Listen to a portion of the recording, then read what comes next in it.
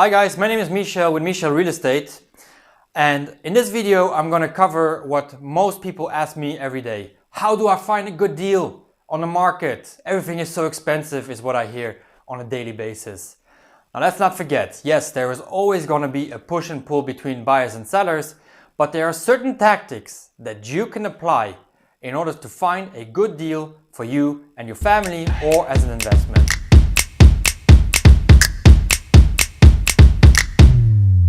Alright, so the first thing that comes to mind, of course, is finding properties that are cheap, cheaper than market price.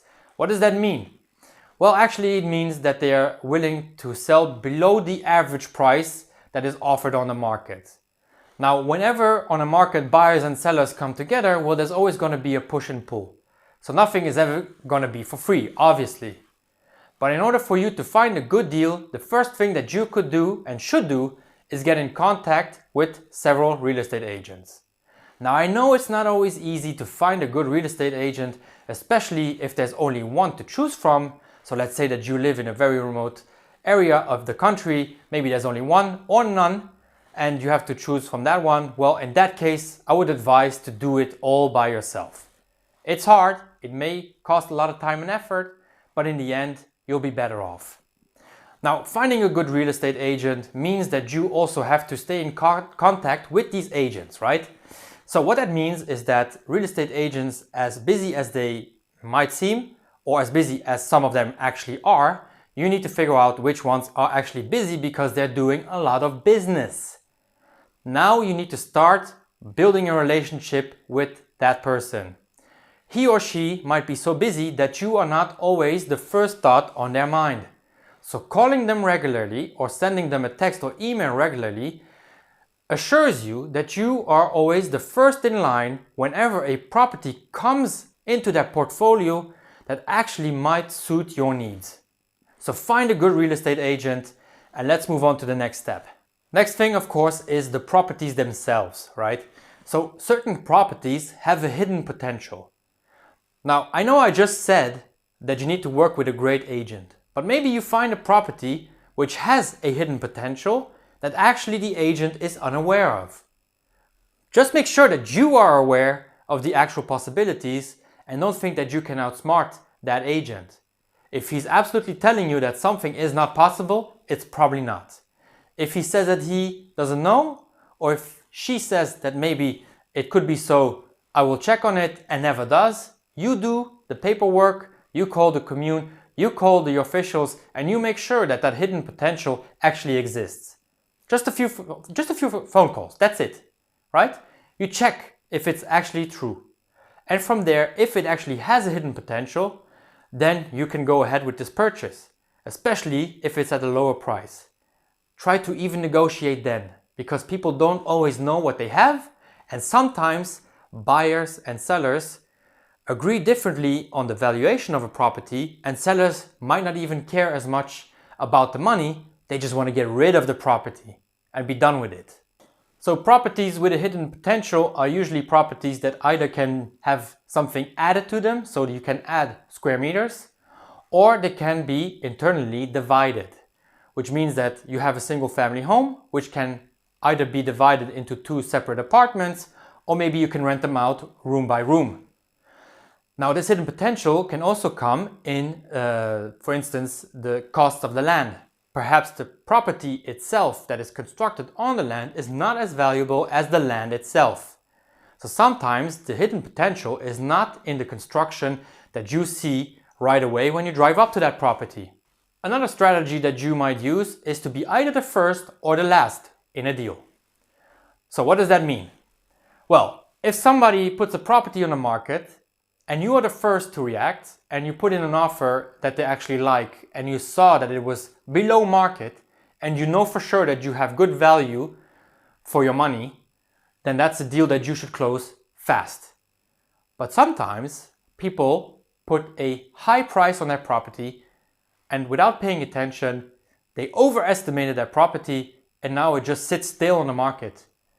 There's a few visits here and there, some people come and look at it, most of them never put in an offer, and slowly the value starts to digress. We start to go down a slippery slope. And the further we go along a timeline, the more these sellers are going to be motivated to sell this property. And all of a sudden they're going to start competing with other properties on price. So you might either want to be the first one on a property when it is below market, or you want to be the last one on a property when it has been sitting for a long extended period of time and you feel like there's a deal to be haggled here. Like you feel that these sellers really want to sell it, but there's just no one making an offer.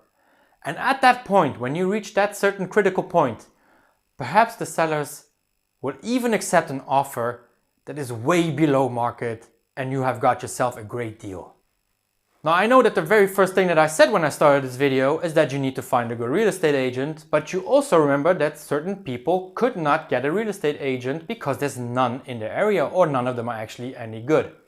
Well, in that case, you need to do all the work yourself, which means you also need to put down all the time yourself, right? Because all we agents have to offer is our time, and our time is very valuable if we know how to value it. So if you want to find a good deal, you need to research the market daily. Yes, daily, not every week. You just spend 1 hour on your laptop in the evening before you go to bed looking at some properties. No, you need to understand the properties, you need to know where they are, you need to visit properties, and you need to start making offers on properties. Even if they are below market, don't bother, doesn't matter.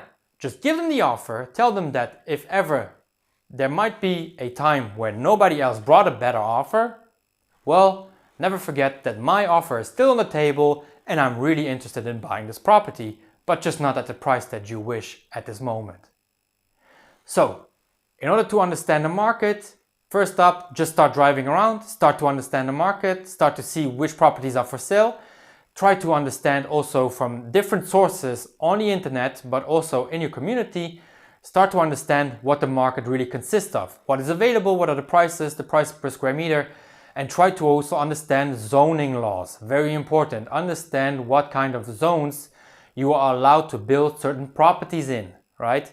So if you have an industrial area which is going to be rezoned soon and it's going to be turned into something that can be used for, I don't know, maybe houses or apartment buildings, well, perhaps you could buy a company and that company can later on be converted into apartments. Well, all of this is also speculation, so pay some close attention to that, to not just mess up, right? Know your market means that you have to be completely confident to put in an offer because you absolutely know for certain that you know and understand the possibilities of that property and that you know that it is a great deal at the price that you just put forth. So another great thing to do is to go to auctions, right? Auctions, what does that mean? It means that there's a building or an apartment that is in distress. Either the landlord could not basically put up the finances anymore or something else happened, there's a lien against the building or the property and they have to get rid of it, and the only way to do it, in Luxembourg at least, is through an auction. Now an auction is a very peculiar thing because sometimes emotions can run really high and all of a sudden the price is way above market. But sometimes if there's just no people interested, well, that's just the greatest deal that you can just find for yourself as an investment or for your family. So auctions, what do you need to do to go to an auction? Well, first of all, you need to be pre-approved, right? So it means that once you go to the auction, you need to hand them over a piece of paper that says that you are pre-qualified for a loan of such and such amount. If you have that in hand, go to the auction. First, maybe try some auctions out, see how it goes, see how it happens when people start bidding. And of course, once you are comfortable and you know that you found a great property and you are at a great price, put down the offer, see if it gets any other counter bids. If it doesn't, well, good for you, you found a great property at a great price. And then the next one is of course location, right? Location. Yeah, I know this one. Okay, well, here's the thing about location. Now, I live in Luxembourg, the border is not far away, like 10-15 kilometers, and I'm in another country, no biggie.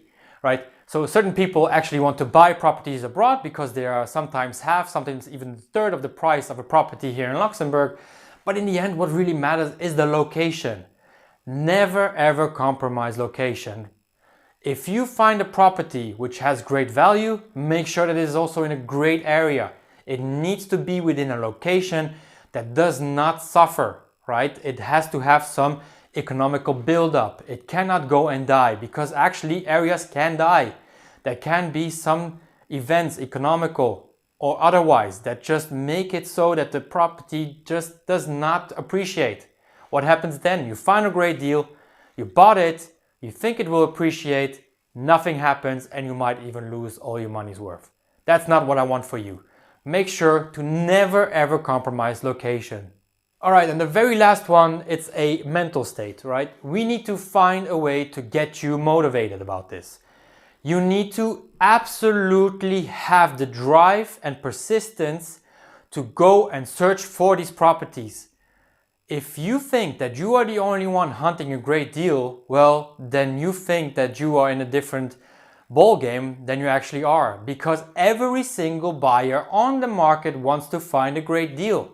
Nobody wants to spend more money than they actually should, right?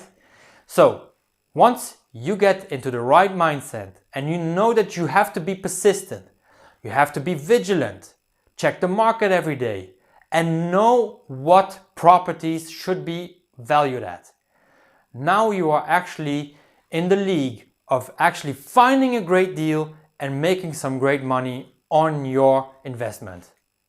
Alright guys, so we've handled some of the most important things to find a great deal.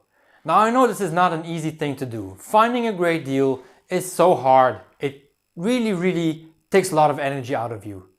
But if some of you are just first-time home buyers, right? And this is the only time in your lives where you're actually gonna buy a property, wouldn't you want to make sure that you put all the necessary energy into it to find the best property for you and your family? I'm sure you would. I'm absolutely certain about it. Otherwise you wouldn't be watching this video. So just take it as follows. Make sure that you invest all the time and effort that you can spend on finding the best property for you and your family or for your future, and buy it. That time and energy invested will just come back to you tenfold, and you will never regret the purchase that you made. Alright guys, so that's it from me. Again, my name is Michel Kmiotek. You can also like and comment below this video. But of course, I would love to see you on the next video, so stay tuned. And again, my name is Michel with Michel Real Estate.